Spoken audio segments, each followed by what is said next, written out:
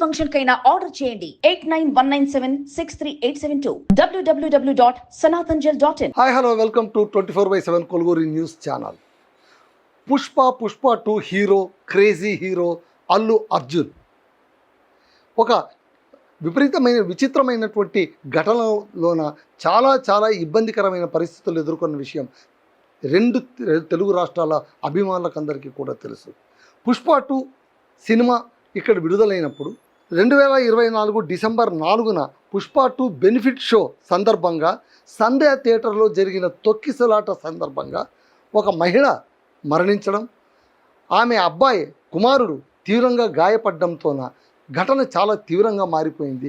అది ఎంత ఉద్రిక్తతకు దారితీసిందంటే చివరికి సీఎం రేవంత్ రెడ్డి గారు కూడా చాలా సీరియస్గా ఏంటి స్టార్లు అయితే ఏంటి, సినిమా స్టార్లు అయితే వాళ్ళకి ఏం మనం బెనిఫిట్స్ ఇవ్వాలి, వాళ్ళని ఎందుకు మేము ఉపేక్షించాలి, ఘటన జరిగింది నిజం కదా, మళ్ళీ చట్టం తన పని తాను చేసుకోపోనివ్వరా మీరు అని అన్న సందర్భం కూడా మనం ఎదురు చూడవచ్చు.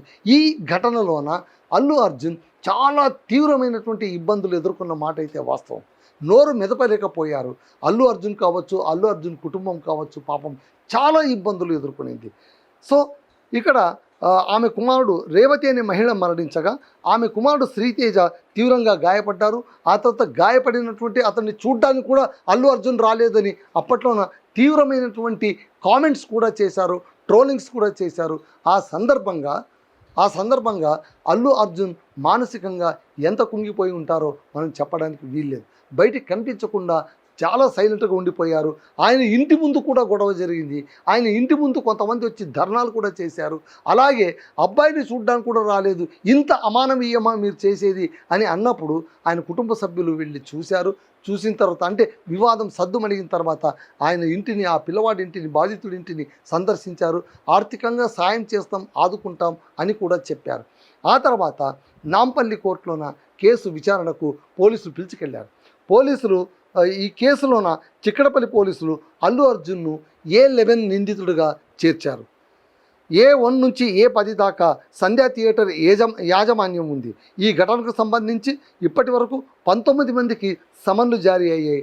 తాజాగా అల్లు అర్జున్కు కూడా నాంపల్లి కోర్టు నుంచి సమన్ జారీ చేశారు. బాబు నువ్వు రావాల్సిందిగా విచారణకు అని. అయితే ఈ కేసుకు సంబంధించి అల్లు అర్జున్ విచారణకు వెళ్ళిన తర్వాత ఆయన్ను తీసుకువెళ్ళి జైల్లో కూడా కూర్చోపెట్టారు. సో హైదరాబాద్ సంధ్యా థియేటర్ వద్ద ప్రీమియర్ సందర్భంగా తొక్కిసలాట తర్వాత ఆయన ఎదుర్కొన్న ఇబ్బంది ఈ ఘటనలోన డిసెంబర్ 13, 2024 అల్లు అర్జున్ను అరెస్ట్ చేశారు. విచారణ కోసం చిక్కడపల్లి పోలీస్ స్టేషన్కి తీసుకెళ్లారు. స్థానిక కోర్టు ఆయనకు 14 రోజుల రిమాండ్ కూడా విధించింది. చెంచల్గూడ జైల్లోనూ ఒక రోజంతా గడిపారు. ఇవన్నీ కూడా తీవ్రమైనటువంటి ఇబ్బందులు అల్లు అర్జున్ ఎదుర్కొన్నారు. మనమంతా చూసాం.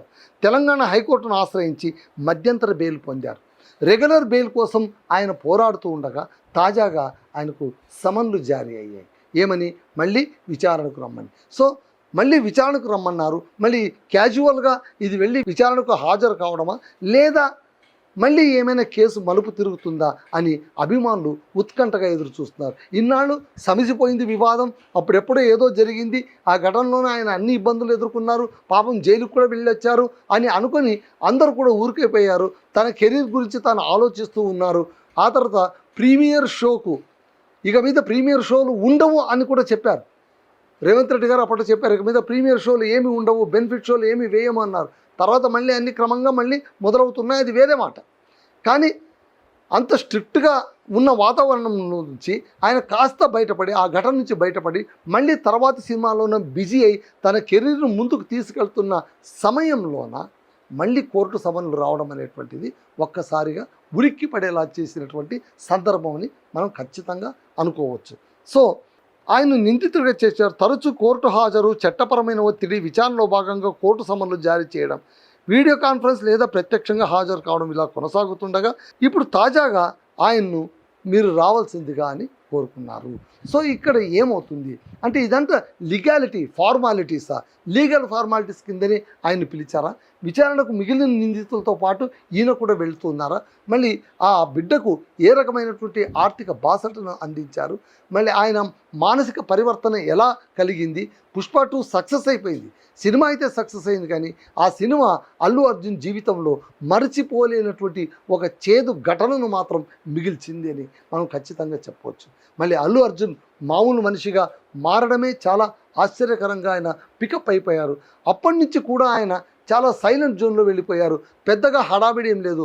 అంతకుముందు ఉన్నటువంటి బయట కనిపించేటువంటి జోష్ ఆయనలోనూ కాస్త తగ్గిందనే మనం చెప్పొచ్చు. ఆ తర్వాత ఆయనకు తెలంగాణ నుంచి మంచి అవార్డు వచ్చింది. జాతీయ అవార్డు కూడా ఆయన దక్కించుకున్నారు పుష్ప సినిమా ద్వారా. ఇవన్నీ విజయాలు సాధించుకుంటున్నా కూడా ఇదొక్క బాధ మాత్రం ఆయన గుండెని ఎప్పటికీ మెలి తిప్పుతూనే ఉంటుంది. సరే, సినిమా హీరోలు అన్న తర్వాత అభిమానులు వస్తుంటారు, తొక్కిసలాటలు జరుగుతుంటాయి. అంతెందుకు, తమిళనాడులోన రాజకీయ సభ ఏర్పాటు చేస్తే కనుక విజయ్ ఎంతోమంది పదుల సంఖ్యలో జనాలు చచ్చిపోయారు.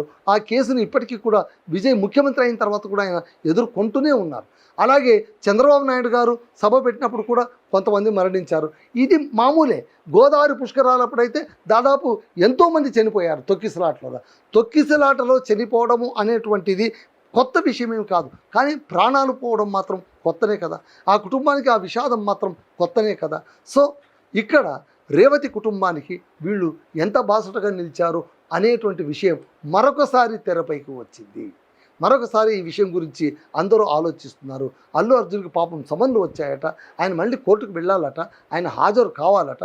మళ్ళీ కోర్టుకు హాజరు అవుతున్నారు. సరే, ఈ కేసు ఎలా ముందుకెళ్తుంది, ఏ విధంగా ముందుకెళ్తుందో అని అందరూ కూడా ఉత్కంఠతో ఎదురు చూస్తున్నారు. అదేంటి విషయం. That's all.